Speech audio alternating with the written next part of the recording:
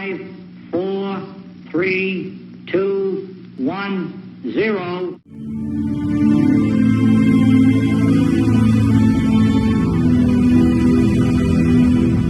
An atomic cloud rose over the Nevada desert on May 19, 1953. Soldiers and civilians watched as the plume was blown by prevailing winds. The blast was a nuclear test conducted at the Nevada test site 65 miles from Las Vegas. Its name was Upshot Knothole Harry.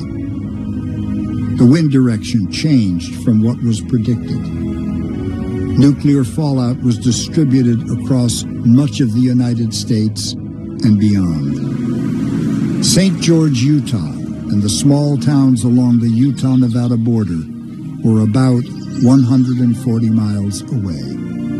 Nuclear testing in the 1950s started a decades-long controversy that endures today. People affected downwind by cancer blame radiation fallout from the blasts. They mistrust the government that ordered them. On one side are radiation experts and government officials who say the fallout dose was not large enough to cause widespread cancer. On the other are individuals who believe they are victims of nuclear exposure and a government that was less than truthful.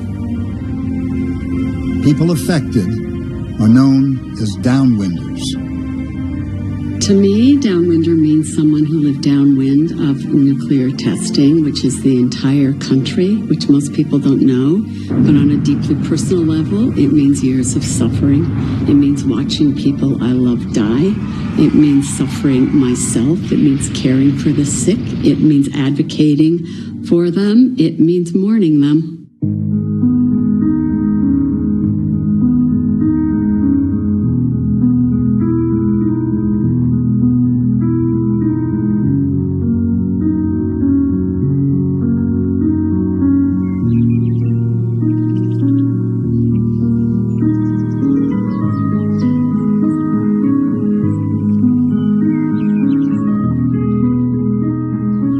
Pulitzer Prize-winning author Philip Fradkin wrote in Fallout, an American nuclear tragedy. In the end, these people were betrayed by their government, the ultimate sin in a democracy. And everyone that was living in St. George during the nuclear testing of the 50s is a downwinder. Mary Dixon wrote a play called Exposed. It's about her experience as a downwinder. She's been involved in researching and reporting the story for 40 years. She also developed thyroid cancer, which she attributes to radiation from nuclear testing. People always say to me, well, but we won the Cold War. And I always say, at what cost? We sacrificed so many of our own people. I had a friend, Michelle Thomas, who died last spring, and Michelle Thomas always said, you know, we're veterans of the Cold War, only we never enlisted, and no one will ever fold a flag over our coffins. Residents of southern Utah describe mushroom clouds and fallout debris. Journalist and author Rod Decker researched the story. There are two versions of the Downwinders' tale, a written version and an oral version. The written version begins with documents, doctor's reports, official reports, a cancer registry. The oral version begins with what people remember, what they think happened years after. The written version checks out, and the dosimetry, the amount of radiation they measure, checks with the amount of cancer they found. The oral version does not check. It would have taken 10 or 15 times more radiation to produce the number of cancers it found. Dr. Stephen L. Simon and his colleagues at the National Cancer Institute have studied downwinders and their exposure from nuclear testing.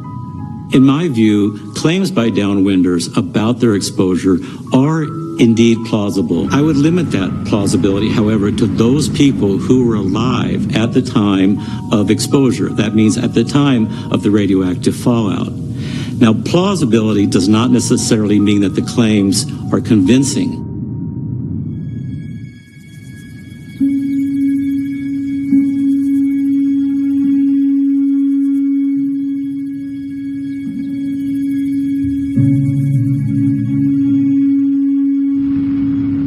Nuclear testing by the United States started in New Mexico with Trinity in July 1945. The Crossroads series of 3 tests followed in the Pacific in 1946. Nuclear testing at the Nevada test site began in 1951 with Operation Ranger Able on historic lands of the Western Shoshone. 2, 1. St. George residents watched the explosions from rooftops and cliffs above the city. Back then, in the 50s and 60s, it was a big deal, and they were excited about it, and they wanted to go see it. Nuclear testing was part of the escalating Cold War arms race. Some believed that stockpiling and testing nuclear weapons could be a deterrent to world war. Physicist Albert Einstein wrote to President Franklin Delano Roosevelt on August 2, 1939. Einstein told the president of new experiments regarding nuclear chain reactions in a large mass of uranium. Einstein wrote, "This new phenomenon would also lead to the construction of bombs." The desert of New Mexico near Socorro looked like much of the American West in the 1940s. It was the location of one of the world's most dramatic events. The wind blows here as if it has a story to tell. A weather-beaten ranch house is part of history. That history changed the world. America's first atomic bomb was assembled here at the McDonald Ranch. It was top secret. World War II was in full force. Espionage was rampant. The bomb received the code name Trinity. Scientists had figured out how to split atoms, creating a nuclear explosion. The device was capable of devastation not seen before in World War. Trinity was about to be exploded as a test. Physicist J. Robert Oppenheimer nervously chain-smoked cigarettes in the ink-black desert night. He drank copious amounts of strong black coffee. Stress had reduced Oppenheimer to a mere 100 pounds. Some acclaimed scientists worried a nuclear explosion might incinerate the Earth's atmosphere. Experts knew radiation fallout would accompany the explosion. They didn't know how far it might go or the potential hazard to humans and livestock. With Oppenheimer in the viewing trench was Brigadier General Leslie Groves. Both worked for the Manhattan Project, which had designed the bomb. The Manhattan Project was named for its headquarters in New York, but the scientific lab was based in Los Alamos, New Mexico. General Groves was under tremendous pressure for success. Significant amounts of money and time had been spent to get to this point. General Groves tried to calm the nervous Oppenheimer, who worried about the ramifications of what they were about to do. Oppenheimer named the implosion plutonium test Trinity, from the Christian poetry of John Donne. With Oppenheimer at Trinity were some 425 people. They included some of the top physicists, scientists, and military technicians in America.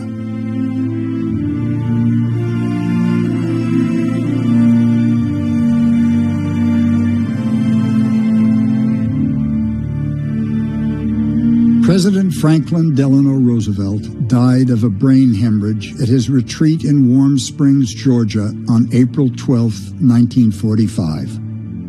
Vice President Harry S. Truman became president. The Manhattan Project was so secret that even the vice president had not known of it. President Harry Truman was waiting for word of the explosion at the Potsdam Conference in Germany. July 16, 1945. Upon detonation, the fireball illuminated the sky, forming a unique mushroom cloud never seen before. It scorched the earth around it.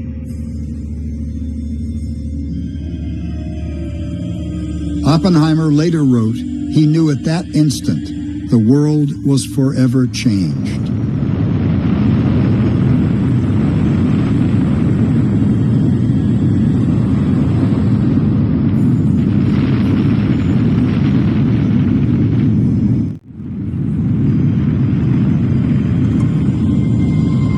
The United States now had the ultimate weapon that could end the war. FDR had guided America through the devastation of World War II. It would be up to the new president as to whether to use the atomic bomb.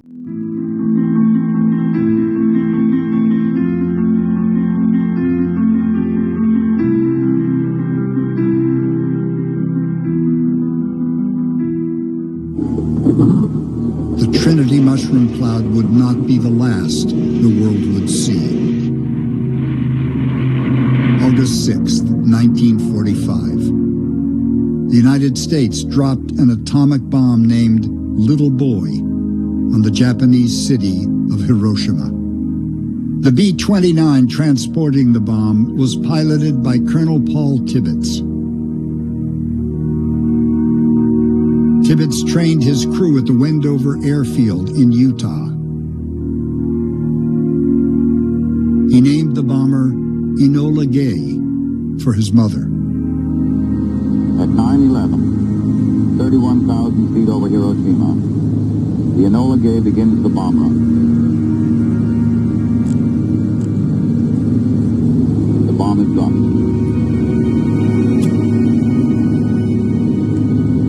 The aircraft banks away at high speed.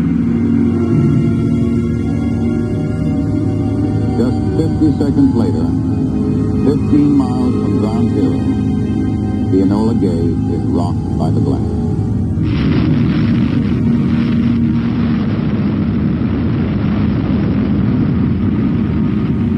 City of Nagasaki.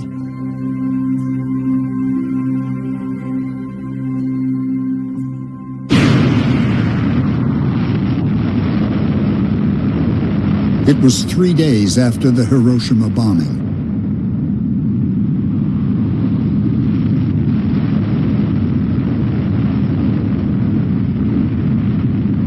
Japan surrendered on August 15, 1945. President Truman and Secretary of War Henry Stimson appeared to know little of radiation sickness before the blast. Reports began to surface in the Japanese population concerning illness and latent cancers after the initial explosion.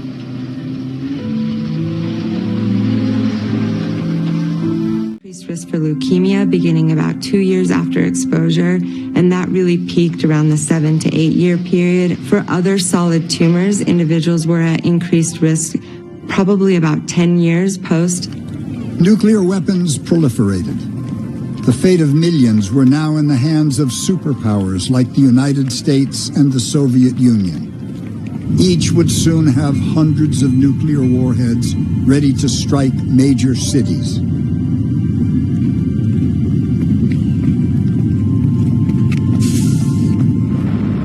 Nuclear testing was a way to flex that might.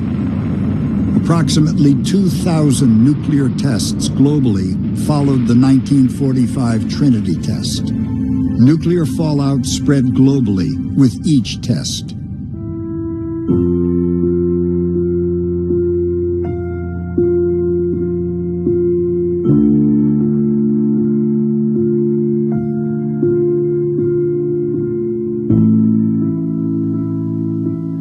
The United States tested nuclear weapons in the Marshall Islands between 1946 and 1962. Indigenous Marshall Islanders were displaced. They returned to contaminated islands. They were studied without informed consent. Entire atolls were vaporized by atomic blasts. Illusiolab in the Eniwetak chain was destroyed by the world's first true hydrogen bomb on November 1st, 1952. Indigenous inhabitants were left with lasting health issues, such as cancer. The Marshall Islands were deemed too far away from the United States. They were vulnerable to espionage. A closer location was sought by the United States government. I have all the Atomic Energy Commission minutes where they decided to move testing to the continental U.S. from the Pacific. And there were commissioners, it reads like high drama. There were commissioners in there who were saying, I don't feel so good about this. Are you sure we want to move this to the continental U.S.? Without a continental test site, we would now find ourselves years behind our present atomic development. The Nevada Proving Grounds was created by President Truman in December 1950. It had been a section of Nellis Air Force Base on land claimed by the Western Shoshone.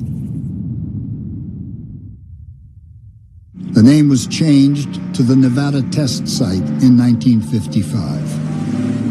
And this is why the Nevada Test Site is absolutely essential as a backyard workshop. Okay? So Nevada is important. So we have to test bombs out there for national defense. The landscape of the Nevada Test Site is harsh. Heat in summer may surpass 110 degrees. Craters remain from the detonations of America's nuclear history.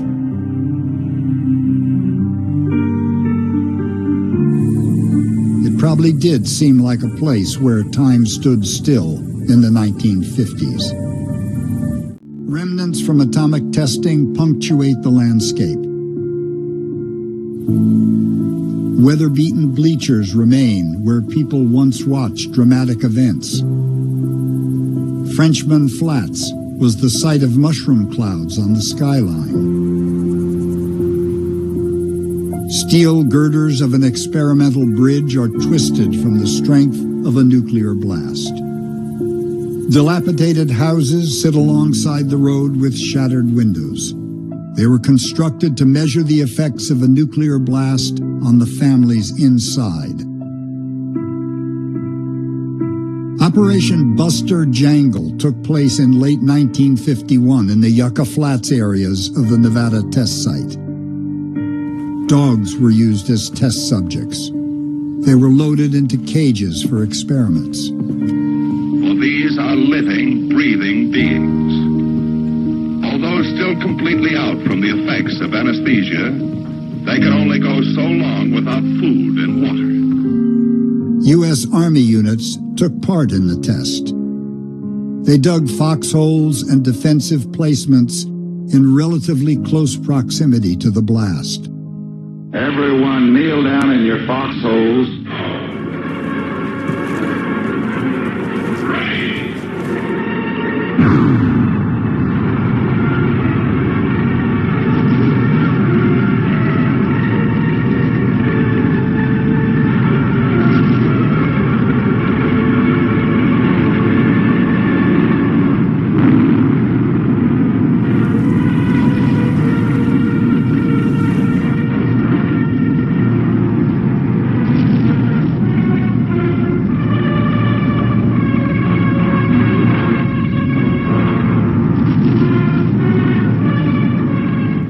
St. George, Utah defined small-town America in the 1950s. Stunning red cliffs and landscapes surrounded the town. It was close to Zion National Park. Native Americans of the region described it as spiritual. It was home historically to the Virgin River ancestral Pueblo and Southern Paiutes. Ladies and gentlemen, we interrupt this program to bring you important news. Word has just been received from the Atomic Energy Commission that due to a change in wind direction, the residue from this morning's atomic detonation is drifting in the direction of St. George. It is suggested that everyone remain indoors for 1 hour or until further notice. There is no danger. This is simply routine Atomic Energy Commission safety procedure. To prevent unnecessary exposure to radiation, it is better to take cover during this period. Parents need not be alarmed about children at school. They were American small towns. Utah then was a defense state. World War II pulled Utah out of poverty. We welcomed nerve gas to Tooele. We welcomed anthrax to Dugway. We were patriotic, but it was also how we made our living. St. George, Utah had a population of just over 4,500 in 1950. It was a time some are nostalgic for. Mom and pop businesses were popular on Main Street. But then I'd remember after they'd have a test, you'd go outside in the mornings and there'd be ash all over the cars, all over the sidewalks, all over everywhere. There are all kinds of stories of pink clouds, of green clouds, of fallout falling like snow, of it falling on the hoods of trucks and eating the paint off the hoods of trucks, of little children eating fallout. None of those seem to have any documents from contemporary times. I don't think you can find a single document that says green clouds or fallout like snow. There was Dirty Harry with a little visible fallout, mostly on cars in Nevada. Other than that, there were lots of stories of immediate sickness, of fallout. Those stories are folklore, I think. The demand for nuclear testing was amplified by current events of the era. The world may have come closest to nuclear war in October 1962. The United States learned the Soviet Union had placed nuclear warheads in Cuba. It was 90 miles from the United States mainland. This government has promised. President John F. Kennedy became president in 1960. He came of age in the era of World War. Kennedy opted for negotiation with the Soviet Union rather than retaliation. He ordered a blockade of Soviet ships heading for Cuba. The Soviet ships turned back. The Soviet Union later removed missiles from Cuba. To me, it was all about scaring the Russians. And if you think about it, the Russians were doing the exact same thing. They were testing, saying that they had to keep up with us. I mean, the whole arms race was a nuclear war. I mean, it was a nuclear war. Was the testing necessary in defense of our nation? Absolutely, unequivocally. Residents of St. George and Cedar City were extremely patriotic. They had little worry about nuclear testing. Most were happy to be part of the government's mission for national defense. You have a cancer. You can't tell what caused that cancer. They study two things. They study dosimetry, how much radiation you got. They study epidemiology, how many more cancers there were than they expected. You need to remember, before the testing, during the testing, and after the testing, Utah had less cancer than America as a whole. Lots of people believe fallout caused their cancer. But epidemiological evidence seems to show that it's unlikely that it caused anything other than childhood leukemia or thyroid. Caused some, but not very many. Downwinders report cancer clusters. Families in a single neighborhood or community may report increased occurrence of disease. Mary Dixon grew up in Salt Lake City. There were so many people getting sick where I was. I had a friend when we were in junior high who had bone cancer. She ended up dying. My sister and I started counting all these people as the years passed. We had a list that was at about 29 people. Since then, it's at 54. It's in a 5-block area. And we definitely thought something happened to us. We thought there's something going on here that this many people get sick. And it wasn't just cancers and tumors. It was strange immune system disorders that took forever to be diagnosed. Everyone's story is important. The question remains of cause and effect. It's difficult for even the most noted scientists to decipher. There are no keys when you look at a cancer to tell you what was its origin. But in a population, we can understand what a risk factor is and how large that risk is. A groundbreaking study on cancer in the Downwinders community was done by Dr. Joseph L. Lyon at the University of Utah. The report was published in the New England Journal of Medicine on February 22, 1979. Dr. Ken Smith from the University of Utah's Huntsman Cancer Institute participated in Dr. Lyon's original study. And there were many studies. They basically found that the higher the exposure to the radionuclides, the consequences of the detonation, the higher the rates of leukemia and the higher rates of thyroid cancer. The effects were greater if you were exposed as a child. I don't think there's any question about that there are health penalties paid by the population that was exposed. A congressional hearing took place in Salt Lake City in the spring of 1979. It was chaired by Senator Edward Kennedy of Massachusetts. Kennedy said, "There is no question the government has covered up the health aspects from radiation fallout during the atmospheric nuclear testing." Congress passed the Radiation Exposure Compensation Act, or RECA, in 1990. The act included downwinders living in the area between 1947 and 1961. It included the original U.S. Army soldiers who witnessed the previous tests. The Downwinders' efforts had an impact on Congress. The Allen case was a victory, even though overturned on appeal. The publicity from that trial brought attention to the issue. There was legislative benefits provided for an expanded group of people who had indeed been exposed to low-level radiation. Senator Orrin Hatch and Congressman Wayne Owens from Utah sponsored the bill.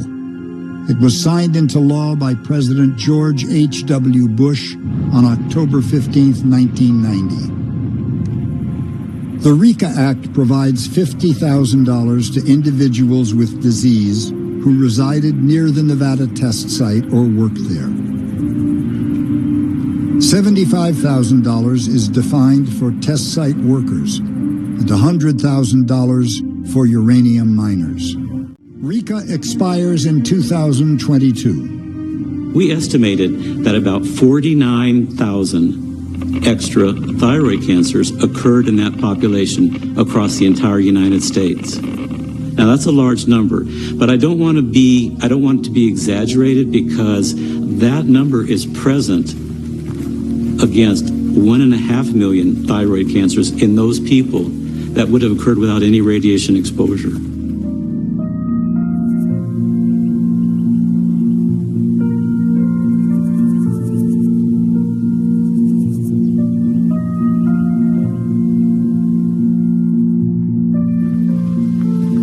Downwinders are part of the legacy of nuclear testing and the uncertainty that comes with it.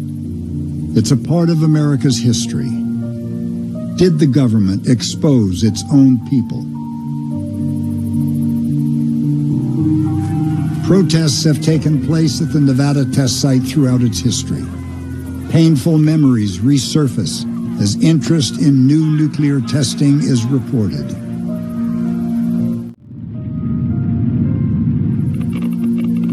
America's history in the nuclear age is a defining moment.